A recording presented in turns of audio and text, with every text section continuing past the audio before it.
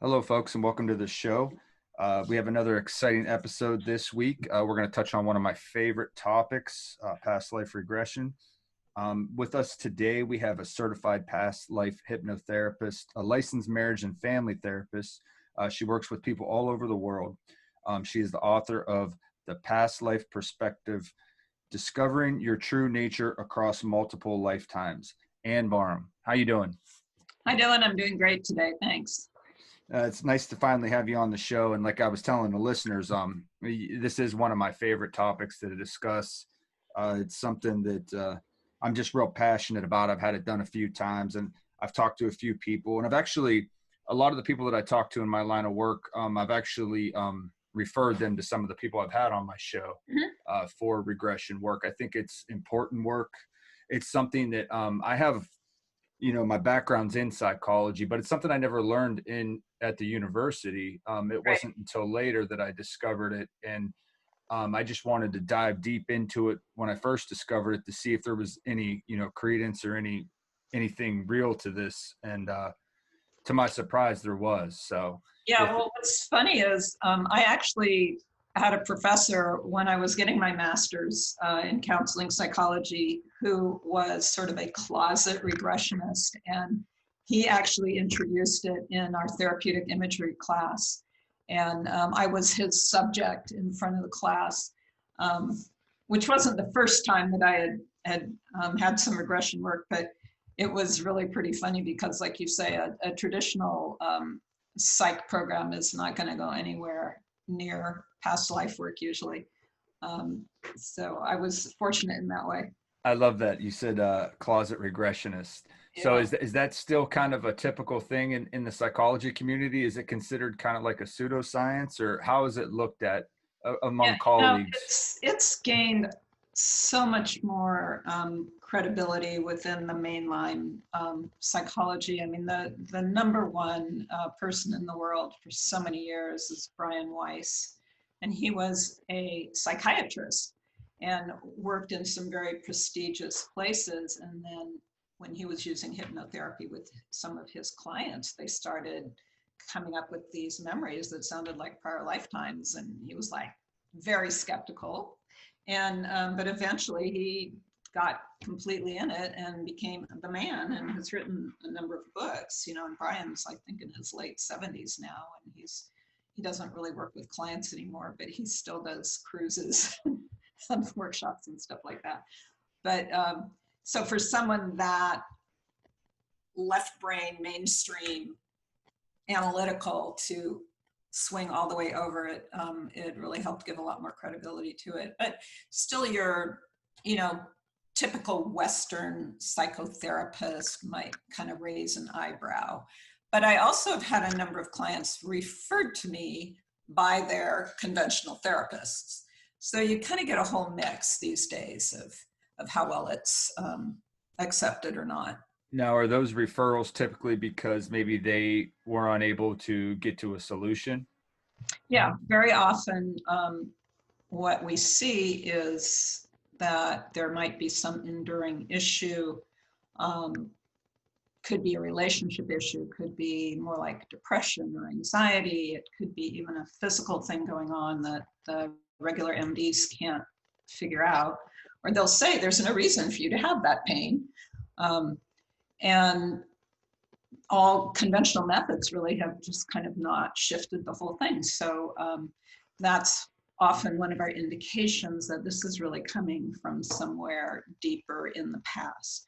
And so that's the reason that people may then seek some work for prior lifetimes. And the wonderful thing is, at least with my clients, usually we're one and done. It's like one session and we might resolve something that they've been in therapy for 10 years for that's just been stuck. And it was just because they never got back to the original source of the issue. Yeah, the unfinished business from the past. That's wonderful. Yeah, I've heard so many accounts and stories of how that kind of type of therapy has helped people in this lifetime. Just for our listeners, could you just tell us a little bit maybe about your background and kind of what got you started in all this? Sort of a convoluted path.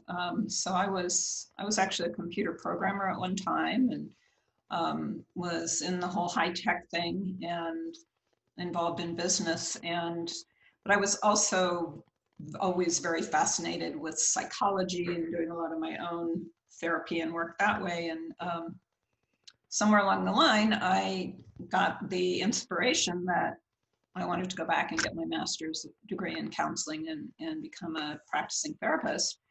And after I had done that for a few years, the inspiration came in and there's more for you to be doing, not just this conventional counseling.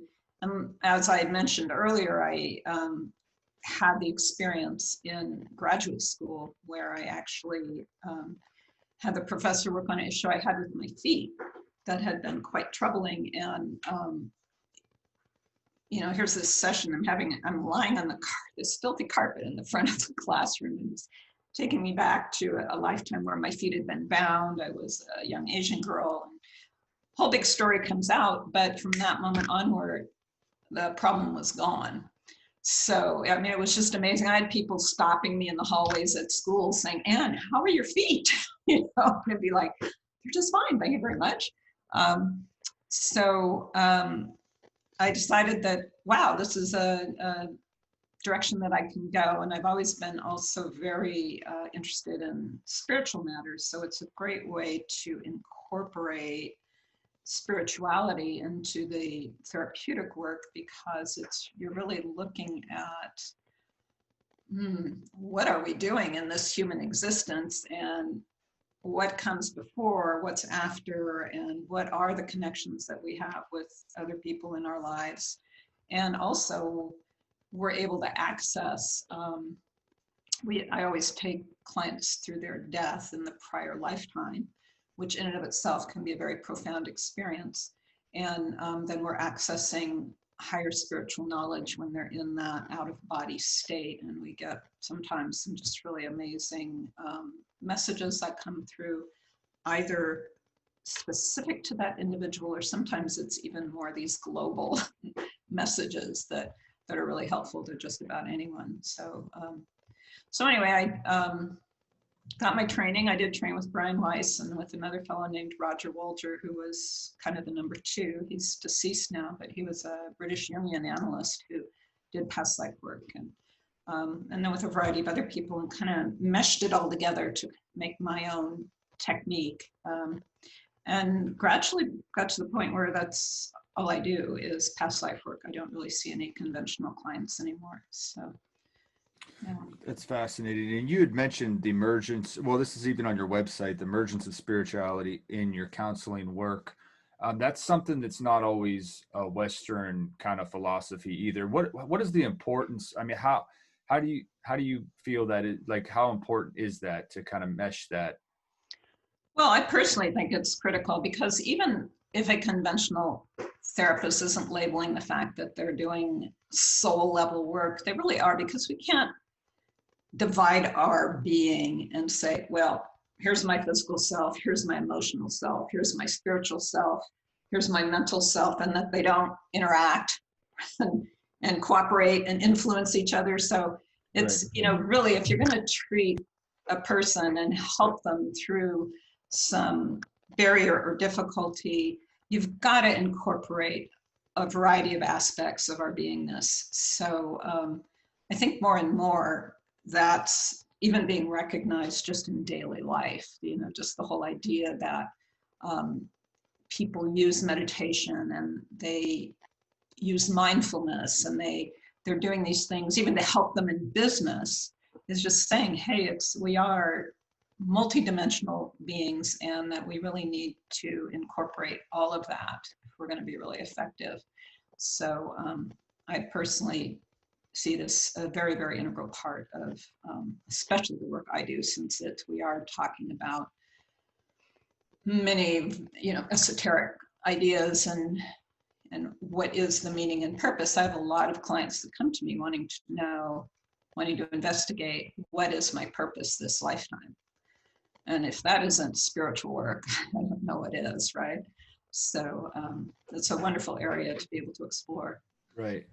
And I think you're right. I think it is becoming more mainstream. I've even come across like holistic healers and stuff that are, they're more of a, not just a health attitude, but it's more of a spiritual mind, body, spirit Exactly. type of thing.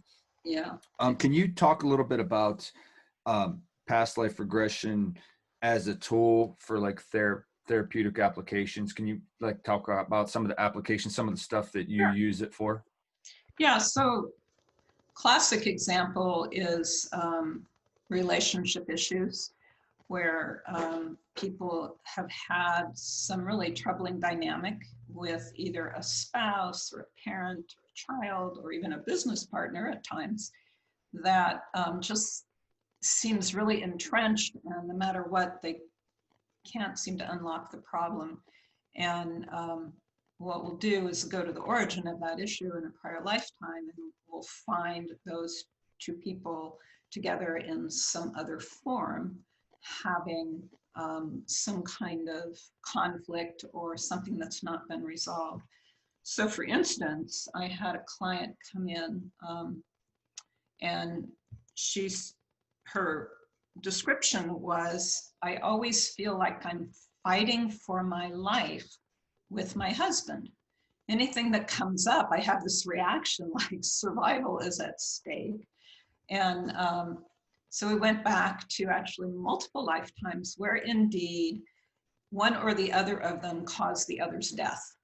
So there was one where they were Roman soldiers and something happened and she was blamed. She, in her soldier personality, was blamed for something incorrectly and ended up being executed because of that. And it was the husband in his prior personality who caused that to happen.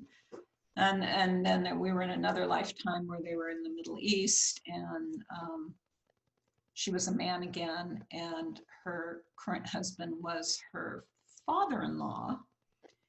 And she, the man, was unfaithful to her wife, the father-in-law's daughter, and the father-in-law ended up hanging the husband because he had violated the morals and shamed the daughter and all this type of thing. So there were these That's brutal. issues where indeed her husband in the past had killed her. So by diffusing that, seeing that, working through some of the energy all around that, she reported that, oh, now she could just look at an argument with her husband as just an argument, and it no longer was this, oh my God, my life is at stake. So that's just a good example of some relationship dynamic that can be helped.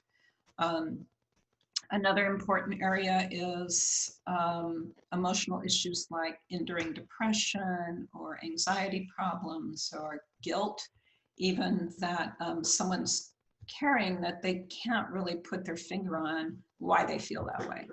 And they've done a lot of therapy and it's not doing it. So an example for that might be, I had a client come in who said, I just always feel guilty. I feel like I was born feeling guilty and I don't know why. And we actually went back to a lifetime where she was a prison guard at a Nazi concentration camp and actually raped and murdered one of the camp prisoners. And at the end of that life, died feeling extremely guilty for what he had done. So that guilt had been carried forward into the current life. And the reason that is get carried forward is because as beings, we want resolution. We don't want this unfinished business. So by carrying it forward and it being an issue now, she was having the opportunity to uncover that and work through it and find forgiveness for that prior personality and that type of thing. And so that really resolved those feelings of guilt. As I mentioned before, people often come wanting to know what their life purpose is. They're just feeling not fulfilled with their work, or fun one usually is when I have a writer or an artist who's feeling blocked.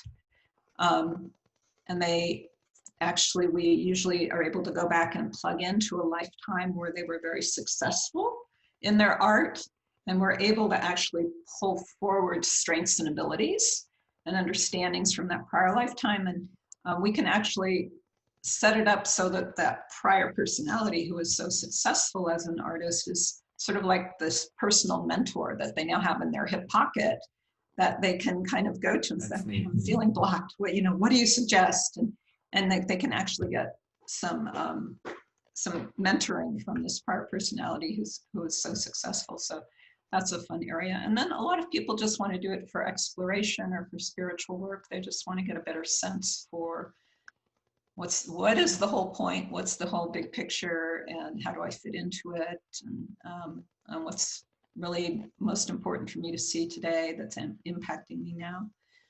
So those are some of the various ways that from the psychological perspective that the past life work is able to help. And it accelerates the process because we're asking for the origin of whatever the issue is or whatever's going to be most helpful to see. And it really focuses in to the exact thing that's really going to either release the block or accelerate the person forward. That's excellent. Excellent explanation. You'd mentioned that the husband and wife kind of rehashing other lifetimes or living other lifetimes together. What do you think the importance of like a soul group is, or why do we tend to incarnate with the same souls? Yeah, we do that a lot. So my understanding is these are other beings that we have, usually it's that we have a very, very deep level of love and connection with, and we like being together on the planet and working together, and we may have perhaps similar purposes in the bigger picture. So we often will come back to be family members again or be close friends, but we like to change the dynamics. So might be husband and wife this lifetime, and then in another lifetime it's parent and child, and then we might flip that to be child and parent, business partners in another lifetime. But it's that we really like working together. Now, sometimes the people that are most challenging for us also actually are part of our soul group, and that there's been an agreement that, you know, I'm going to come up and be that thorn in your side this lifetime that's really going to push you to learn the lesson of tolerance or forgiveness or whatever it is that from the soul level you're wanting to work on.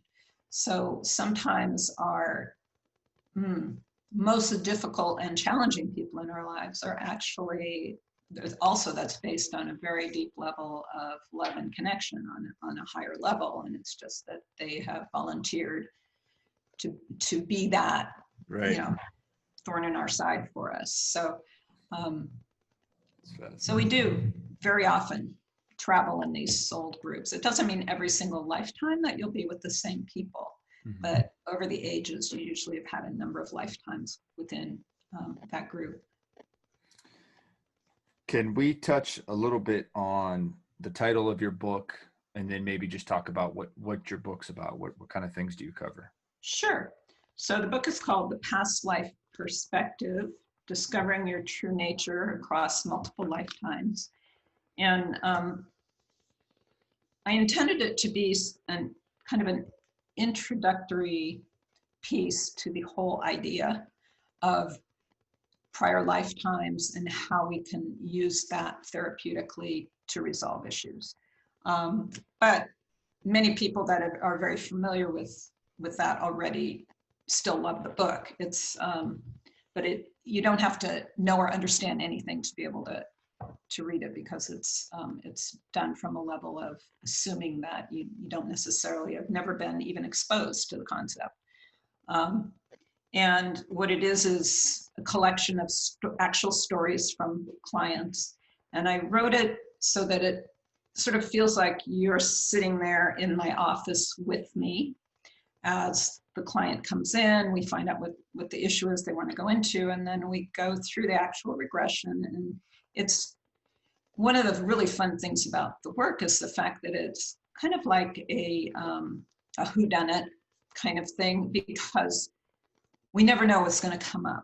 And very often these stories, just like life, take these unexpected twists and turns, and unusual things happen. And so it's kind of like you're sitting there in my office with me as this story is playing out, and then seeing what kind of spiritual guidance the individual gets at the end of the session. And then I also offer an exercise at the end of each chapter that can help the reader just kind of expand their own awareness, like either doing some work with their dreams or looking at where they've traveled and how those places have resonated or not to them. Well, that's fascinating. Yeah, so that's the book, which came out about 4 years ago now. Yeah. What inspired you to write the book? With my business background, I kept records on every single client. I had this massive spreadsheet on what the issue is that they came in with and what the lifetime was, and that kind of thing. And I had all my files and I record all my sessions. So I had all this information. And at a certain point, it was like, these stories are just so fascinating. I don't want it to just all disappear when I die, right? So I decided I should write a book about it. And so that's what got me going. Because really wanting, I mean, there's so much really great inspiration and food for thought in the book, but also it's incredibly entertaining to read these stories. It's just very, very fun to go. It's like your little time machine going back in time to see what was life really like back in, the Roman Empire or in Persia or whatever. And it's, so part of it was just that I couldn't let all these stories just go by the wayside. Yeah, I definitely can relate to that. You definitely have a great job. I mean, you get to hear wonderful stories and help people at the same time. It's fascinating. Right. Exactly. Yeah. Who could ask for more, right? Yeah, it's great. What are some of the examples, maybe of your past life regression, the kind of things that maybe amazed you or kind of even surprised you after hearing all the stories? Is there a couple that you can maybe think of? Yeah. There was one gal who, so this was more for a physical issue, which I've found that physical issues often carry through to the next lifetime because there's an emotional component that needs to be addressed, and the physical issue is sort of the reminder of, hey, you got to pay attention to this because it's going to keep nagging at you. So I had a client who had been in an auto accident and had a neck injury, and she had swelling and considerable pain in the back of her neck for a few years. And her physicians had actually done, I see if I can remember the procedure, it was something along the lines of a nerve ablation, which killed the nerve in the area, and she was still having pain. And they did it twice, and she was still having pain. So the doctors are throwing up their hands saying, you can't be having pain. There's no nerve there anymore, but she was still having pain. So she wanted to see if we could find a source of that in her prior life. And we actually went to a lifetime, I think it was in the 1940s in Hollywood. And she was a woman married to a very good looking actor who was continually not faithful to her and kept promising this was the last affair. And we went to a scene where she was driving them home from a party. They'd both been drinking, curvy, dark roads. And he reveals that, well, yes, he's had another affair. And she loses control of the car, slams into a tree.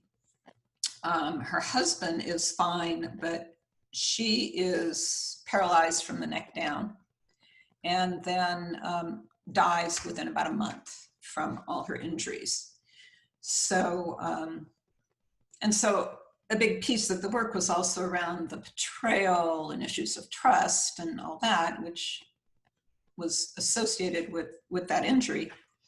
So she called me about an hour after the session and said, oh my gosh, my husband, current husband, just measured the swelling in my neck. She said it used to be about 1.5 inches. And she said it's down to 0.5 inch.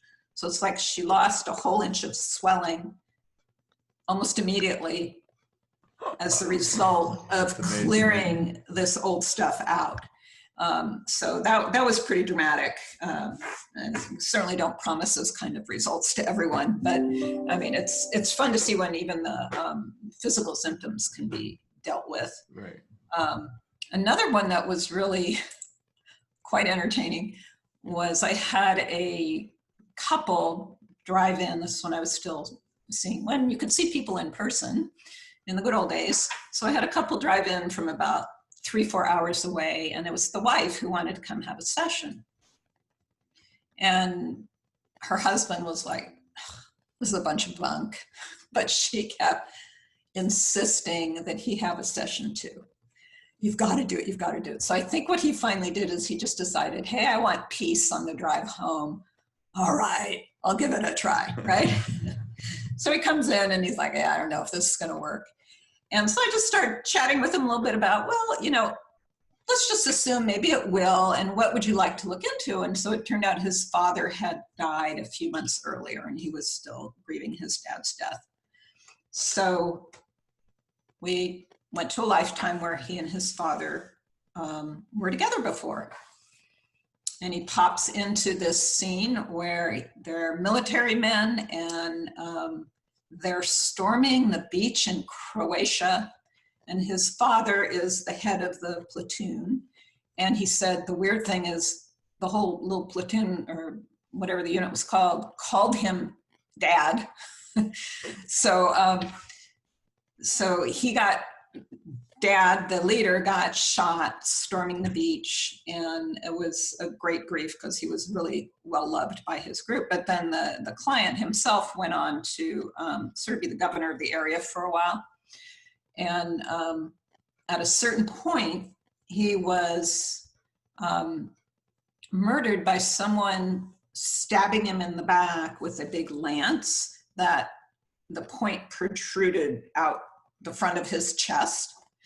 And so when we're processing all this afterwards, he says, oh my God, I have a birthmark on my chest. He actually showed it to me, and it was sort of this diamond-shaped birthmark exactly in the place where in the prior lifetime, the lance had emerged out the front of his chest. And he said, my wife kept saying, you need to find out about that birthmark, but I didn't ask about it, but we got it anyway. But so his session was profound for him. And he came out of it like totally believing this. And his session was like way more excellent than his wife's was, who was the deeper believer. That's amazing. So, yeah, it's really fun to work with people that are like, I'm not sure, they're skeptical about the whole thing, but they want to give it a try anyway, and to see how they're still able to just go into these memories and unearth some really important material for themselves. Do you come across that a lot with birthmarks? That's a belief over in India that I've heard them talk about before. Yeah, it's quite true. It seems that particularly if there's some dramatic physical injury, especially if it leads to death, that that very often you might have an unusual birthmark that's carried through to the next lifetime. I had another client I write about in the book who was killed in Vietnam, and he had a crease right above his ear that he was born with that was the track of one of the bullets that when we did the regression that he was shot with. So yeah, it's really very fascinating the way, and I don't really understand how the heck that happens, that we come into a new body, but we still carry this birthmark. Again, it's some sort of reminder that there's something more going on here that maybe needs to be, that wasn't resolved, that needs to be cleared. Right, that makes sense. How important is, I guess, the death experience and even the life review? I know, like in my regressions, the death scenes were always like very profound, and they really touched me deeply. And I don't know, like for other people, but like for me, I was actually third person viewing the death rather than in the first person view like I was through the rest of the regression. And that varies a lot with clients. So, I mean, even the whole regression, some people will be first person, like they're seeing through the eyes of that prior personality and experiencing everything. Some people will be viewing it from a distance and with no emotional content. Some people will be weeping and wailing as they're feeling all the feelings. Other people will just report it very dispassionately, but might tell me afterwards, oh my gosh, that was so intense.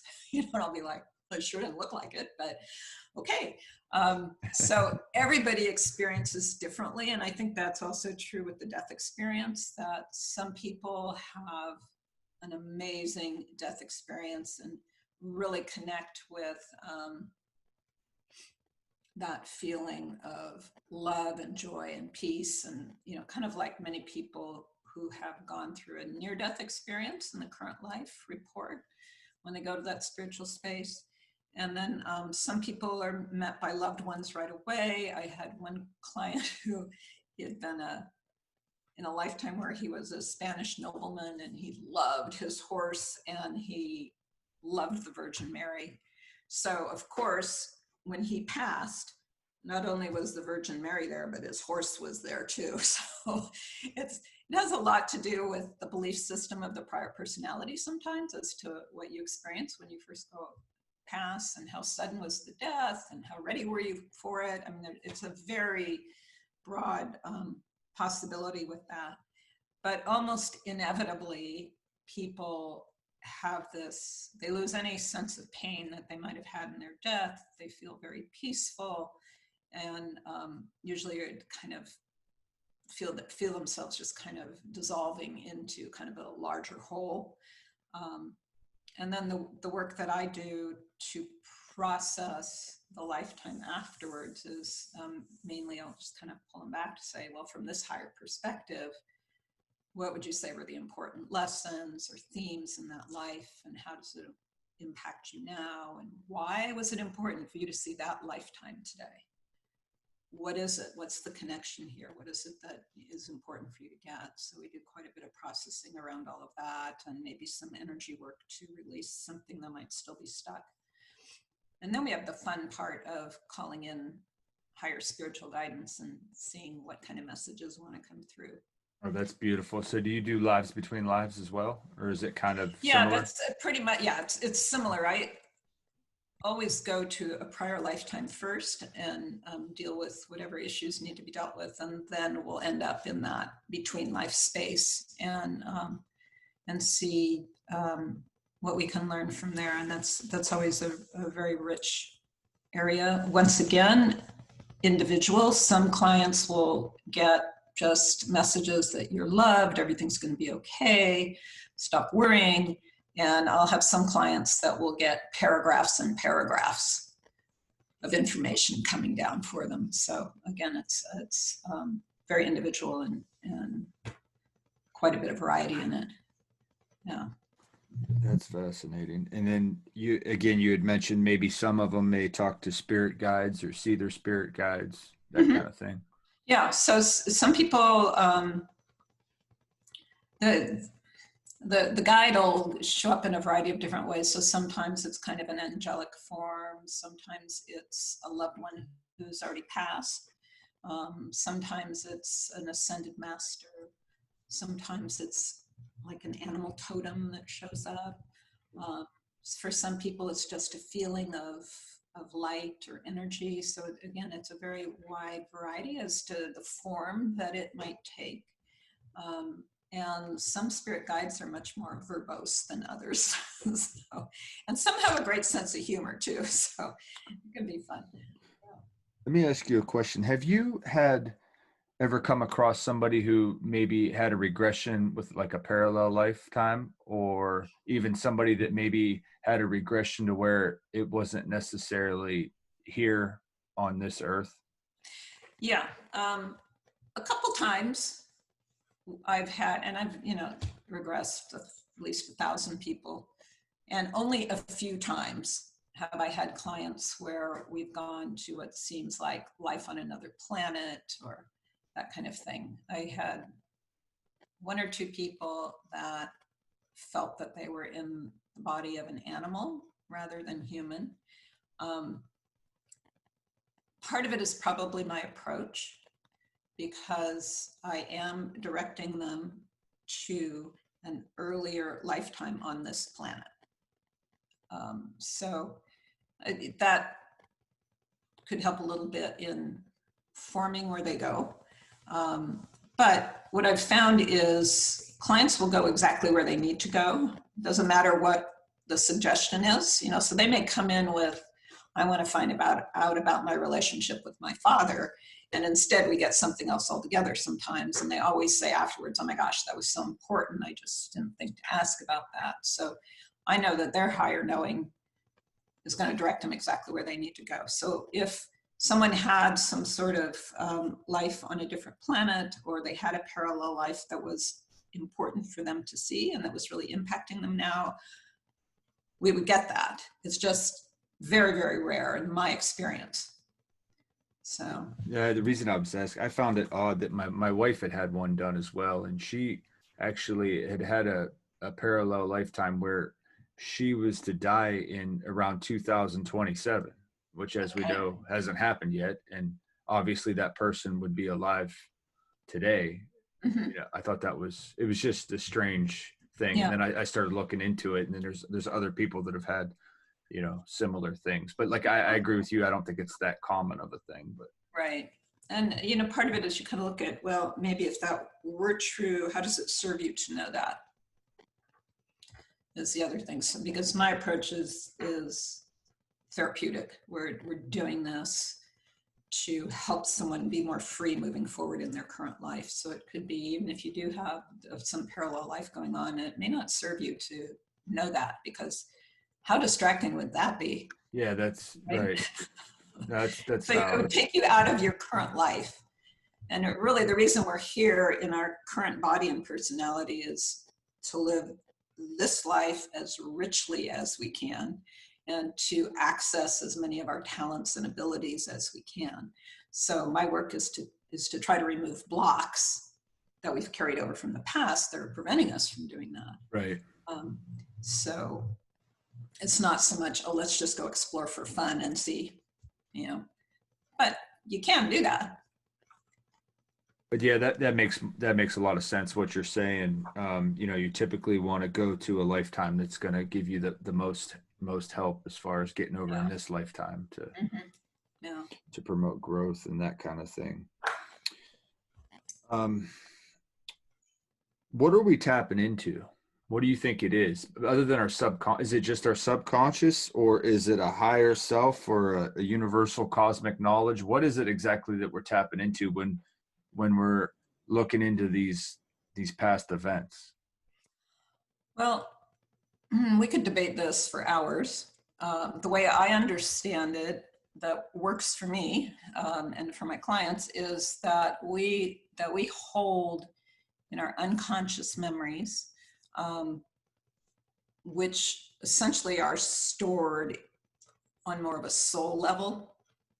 Yeah, like a higher self or something. Not just in our one individual human personality, but that this individual personality is connected to a larger soul being that has had these many lifetimes. And so we have those memories in our unconscious, and that we can access them if it's to our benefit to do so. They're not, some people, the veil is very thin, and they will have spontaneous past life memories, or they're aware of some of their prior lifetimes without having to have someone facilitate it for them. But most people not, because again, it's distracting.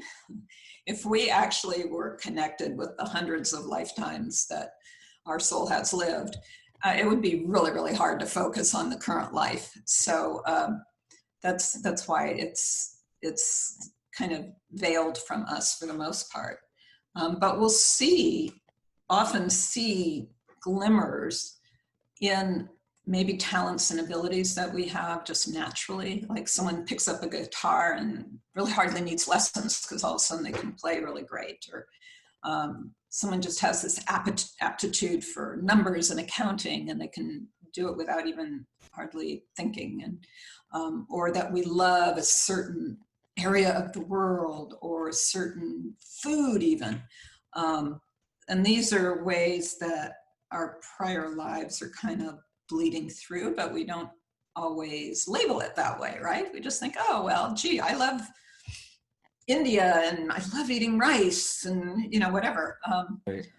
I had a stepdaughter that for many years would only eat white rice and soy sauce.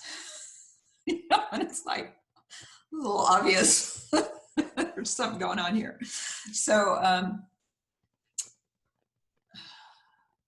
So whatever we're tapping into, which was your question, somehow every lifetime that we've ever lived is recorded, be it in our soul's essence or in the Akashic records or something, and we're somehow tapping into that. And what the neat thing is it doesn't take a really deep hypnotic trance or anything to access that. A lot of it is actually pretty close to the surface because the technique that I use, I mean, I'm having this conversation the whole time, right, with the person that I'm working with. And what's usually very charming is at the end of a session, often I'll have a client say, well, that was really amazing, but I wasn't really hypnotized. I'll be like, well, how long do you think that took? And they'll say, oh, it was about 20 minutes. I'll say, actually, that was an hour and a half. And they'll be like, oh, I guess I was hypnotized after all.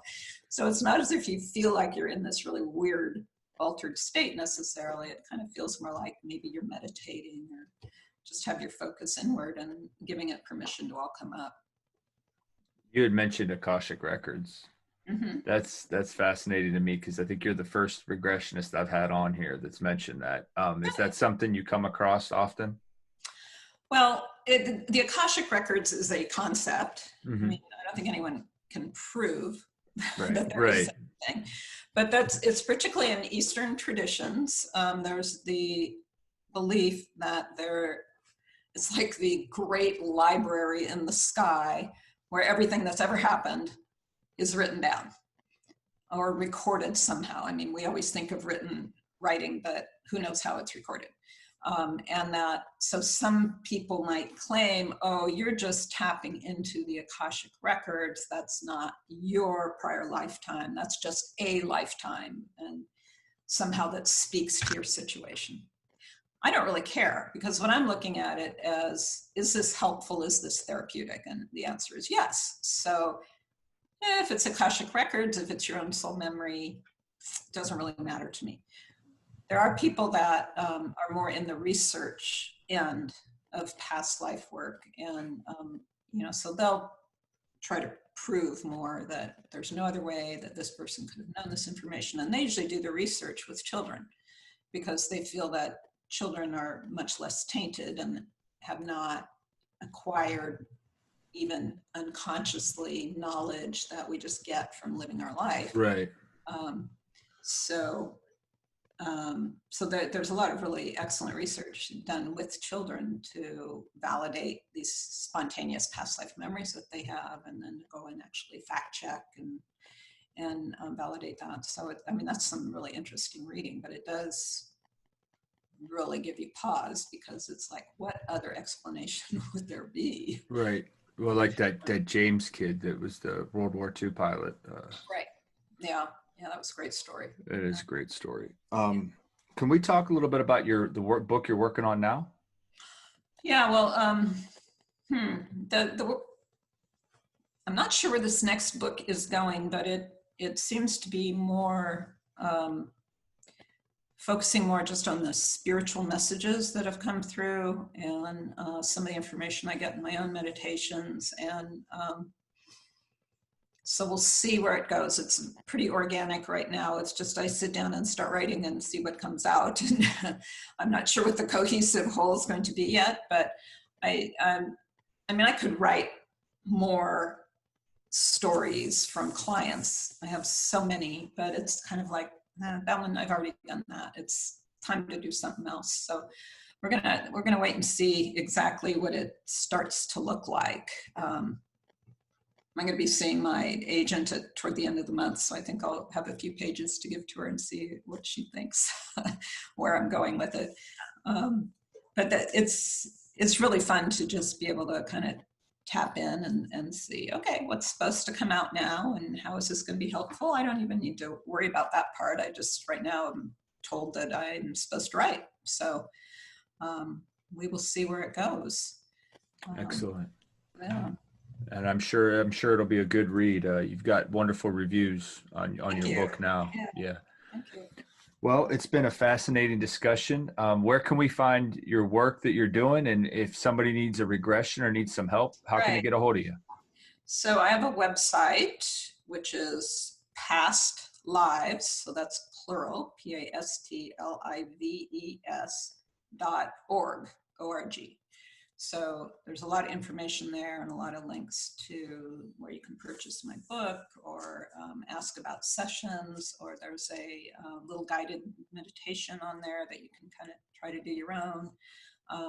And just goes into a lot more detail explaining how a session works and the whole thing about reincarnation and all of that. So that's the main place to find me. And there's a contact form there if someone wants to ask about sessions or has other questions.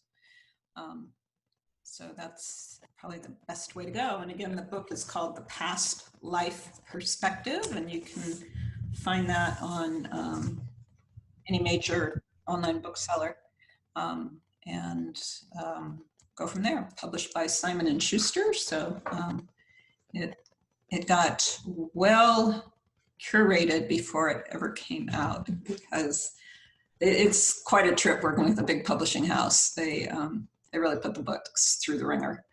So made it a much better book by being picked up by Simon & Schuster. Excellent. Well, thanks for coming on the show. Thanks, Dylan. I enjoyed it. Thank you. All right.